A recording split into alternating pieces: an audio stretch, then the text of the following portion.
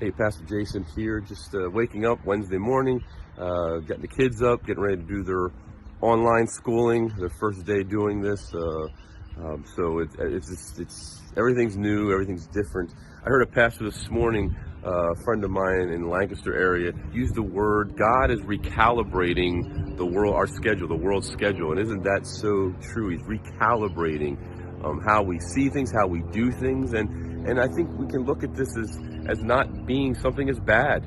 And so throughout this time of work, kind of quarantined and separate from each other, the pastors are going to be coming online and sharing videos with you. And so check out our Facebook page, check out our website, and I know we'll make sure that some encouraging words are up there for us each and every day or a couple times a week as God lays on our heart. And so this morning I want to encourage you with what we talked about on Sunday, this idea of hope. At 1 Peter 4, Peter was talking to a group of Christians that were, being pulled from their homes or being burned at the stake. They were suffering for Christ in that way.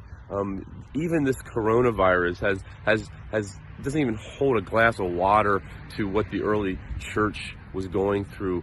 When God says, "Don't be surprised when fiery trials come upon you," and so we can make it through this, and God is in control, as that pastor in Pennsylvania says. He's just recalibrating our schedules. And I want us to think of it this way.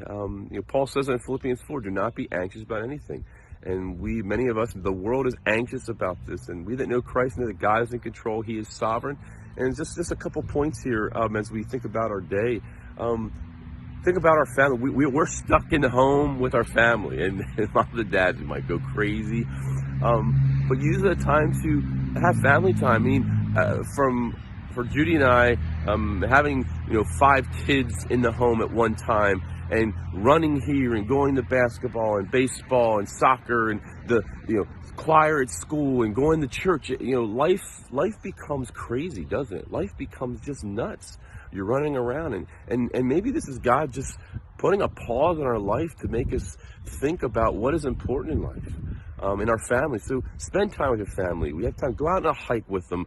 You're in the house with them. Play games. Get a movie. Just spend some time that maybe we don't normally have time to do because we're just out doing things, whether it be work or church or in our community. And so maybe this is a time for us to just sit back and just rest and enjoy one another. And secondly, is the church. Church is not over. Just because we can't meet in a building, and there's our church building, because these buildings will be empty on Sunday for the most part, doesn't mean that church is done, because we are the church. And so I want us to think about how we can continue to be the church as we go through this particular bump in the road. So I challenge us this week: reach out to another one of your brothers and sisters in Christ in church. Text them, give them a call, reach out to them on social media, see how they're doing, encourage them. This is how we're the church.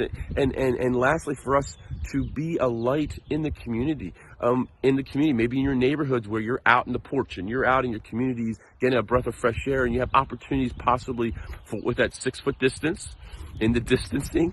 Maybe you have an opportunity to have a conversation with them. Well, guess what?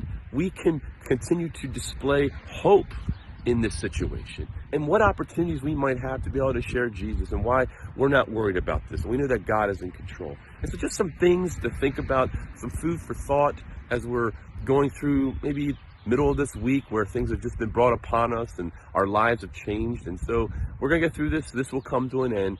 God is still sovereign. God is in control. And maybe he's done this for a reason, for us.